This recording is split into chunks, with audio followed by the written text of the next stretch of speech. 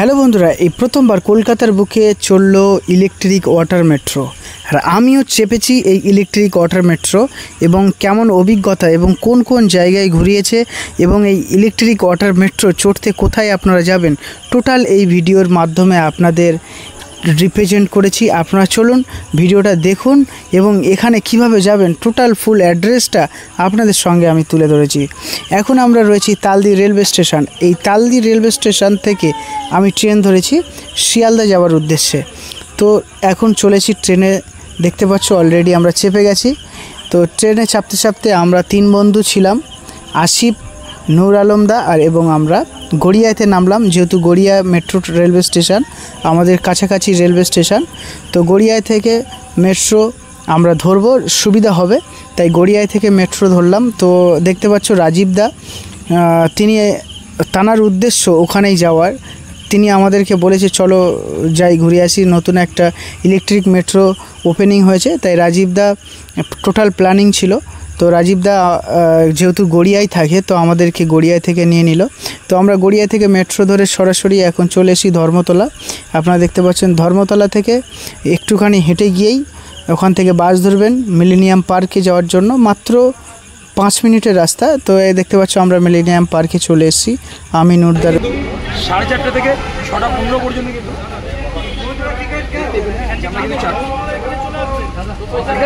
এখানে দেখতে টিকিট কিন্তু অলরেডি 4টে নিয়ে নিয়েছি। যেহেতু 1000 টাকা দিয়েছিলাম, 200 টাকা রিটার্ন দিয়েছি। যেহেতু 200 টাকা করে নন এসি নিয়েছি, যেহেতু আমরা ভিডিও করবো, এরা কোনো একটা এসির মধ্যে থাকলে আমাদের ভালো লাগবে না। আর 6:15 পর্যন্ত 4:30, আর বুধবার করে কিন্তু অফ থাকে। টিকিট কাটার পরে দেখলাম প্রচুর মানুষ এই যে ইলেকট্রিক ওয়াটার মেট্রো চাপার জন্য এসেছে। যেহেতু এটা প্রথম চালু হয়েছে, সবার একটা মনে আগ্রহ যে এটা আমরা চড়বো, তো প্রচুর মানুষ এসেছে। আমরা দেখতে পাচ্ছ একদম লাইনটা আমরা শেষের দিকে, তো প্রচুর। কি হয়েছে তোমাদের, ব্যাপারটা কি হয়েছে? দুজন ঝগড়া করছে তো কৃপন ভাই, তোর কি বলবো। রাসমাটো ফাইনাল খেললো একদম, যে গোল্ড কাপ মানে বিধাননগর যে গোল্ড কাপ হলো, সবথেকে বড় বিধাননগর গোল্ড কাপ, সেখানেও চ্যাম্পিয়ন।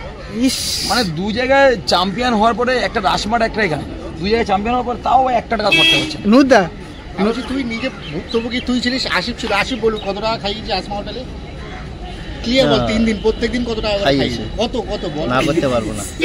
তুই নিজে এসি না নন এসি নিয়েছো? না আমরা নন এসি নিয়েছি।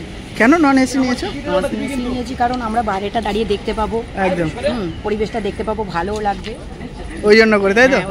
এবার এসিতে থেকেও দেখতে পাবে, ওরা দেখছে, ব্যালকনি আছে, ওখানে দাঁড়িয়ে সব যারা আছে তারাও ভিডিও করছে, বাইরে বেরোতে পারবো। একদম নন এসি নিলে ভালোভাবে ঘোরা যায়, হ্যাঁ ভালোভাবে একটু ঘোরা যায়।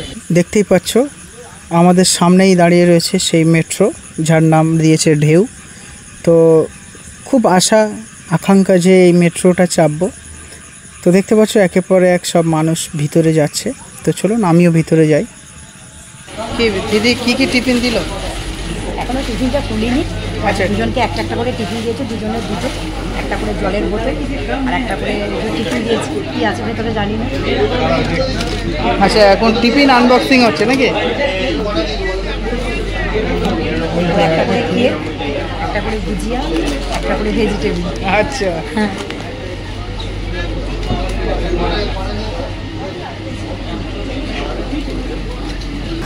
তো প্রথমবার মানে অভিজ্ঞতা শেয়ার করতে চলেছি কেমন হয়।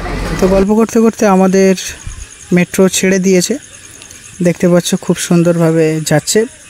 টোটালি এখানে হাওড়া, হুগলি, টোটাল এই জায়গাগুলো টোটাল ঘুরিয়ে দেখো। তো জলের তলা দিয়ে যাবে, তারপর দেখলাম না এটা বোট সিস্টেম, তো উপর দিয়ে যাচ্ছে, ভালোই লাগছে, একদিকে মজা হচ্ছে। তো বসে তো কেউই নেই সিটে, চারিদিকটা একটু দেখিয়ে দাও, সিটে তো কেউই নেই, সবাই এখানে মানে লাইভ করছে, হ্যাঁ টিকটক করছে, ভিডিও করছে, যে যার কাজে ব্যস্ত। আমরাই শুধু এপাশ ওপাশ করছি, দেখছি, ভালো। এই মেট্রোর 2টি রুম, একটি হলো এসি আর একটি হলো নন এসি। আমরা যেটাকে দাঁড়িয়ে আছি সেটা হলো নন এসি রুম, আর এসি রুমটা রয়েছে আমাদের সামনেই। সেখানে কিন্তু খুব ভালো এসি, কিন্তু এসি থেকে বেশি অংশের মানুষ নন এসিতে দাঁড়িয়ে আছে, কারণ নন এসিতে খোলামেলা কিছু জায়গা আছে, সেখান থেকে ভিউ পয়েন্টগুলো খুব ভালো লাগে। তো এসিতে গেলেও যারা যায় তারাও মানে এইভাবে খোলামেলা ঘুরতে পারে না, যেহেতু কাঁচগুলো লাগানো, তো ওই জন্য করে ভিতর দিয়ে তাদেরকে দেখতে হয়। তো খুবই ভালো লাগে। হ্যালো বন্ধুরা, দেখতে পাচ্ছ আমার পিছনে রয়েছে সেই হাওড়া ব্রিজ, আর আমরা একদম হাওড়া ব্রিজের নিচে দাঁড়িয়ে আছি। দেখতে পাচ্ছ কত সুন্দর একটা মুহূর্ত। যেহেতু সবসময় আমরা হাওড়া ব্রিজ দিয়ে যাতায়াত করতাম, এখন আমরা হাওড়া ব্রিজের তলা দিয়ে যাচ্ছি। এর থেকে ক্রুজ অনেক ভালো, ক্রুজটা বেশি স্পেশিয়াস, এটা ক্লামসি বেশি, নামেই সিটগুলো আছে, সিটে তো কেউ ইউটিলাইজই করছে না, সবাই এইটুকু ভিউ পয়েন্টে দাঁড়িয়ে আছে। এটা যদি আরও সিটগুলো না রেখে সিটের সংখ্যা কম দিয়ে যদি ভিউ পয়েন্টের এরিয়াটা বড় করে দিত বেশি ভালো হতো। আপনি এটা প্রথম কী ভেবেছিলেন যখন মেট্রো ওয়াটার মেট্রো বলেছে? হ্যাঁ, মেট্রোর মতো হয়তো এনভায়রনমেন্ট হবে, মানে সেরকম স্পেশিয়াস হবে। কারণ কি আমি ক্রুজে তো আগে চড়েছি, আমি হচ্ছে আমাদের বেশি স্পেশিয়াস হবে, সেই জন্যই সেকেন্ড টাইম আসে। এটা একদম ঠিক কথা, একদম। কিছুক্ষণ পর যাওয়ার পর দেখলাম রাজীব দা এসি রুমে দাঁড়িয়ে আছে। ভাবলাম, রাজীব দাকে বললাম, দাদা আপনি নন এসি টিকিট কেটে আর এসি রুমে কীভাবে আসলেন? বলছে দেখো এখানে তো এসি রুমে ঢুকতে দেয় ভিডিও শ্যুট করার জন্য, এসে ঘুরে যাওয়ার জন্য, তাই আমরা এসি রুমটা একটু ভালোভাবে দেখিয়ে দিলাম। এসি আর নন এসির মধ্যে তেমন একটা ফারাক নেই, তবে যারা নন এসি কেটেছে সব থেকে বেটার ভিউ পয়েন্ট পেয়েছে। দেখতে পাচ্ছ ব্রিজগুলো কত সুন্দর লাগছে। সবসময় আমরা ব্রিজে জার্নিং করি, আজকে সে ব্রিজের তলা দিয়ে যাচ্ছি, খুব ভালো লাগছে এবং এত মানুষ আসছে, খুবই এনজয় করছে।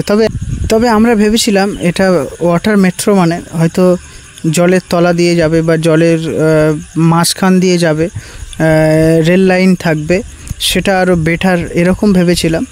তো দেখতে পাচ্ছ নোটদা তো একদম বোরিং ফিল করছে, আর আমার তো যা ভালো লাগছিল যেহেতু প্রাকৃতিকটা খুব সুন্দর লাগছিল। মোটামুটি অ্যাম্বিয়েন্সের কথা বললে খারাপ না, ঠিকঠাকই আছে, অ্যাভারেজ।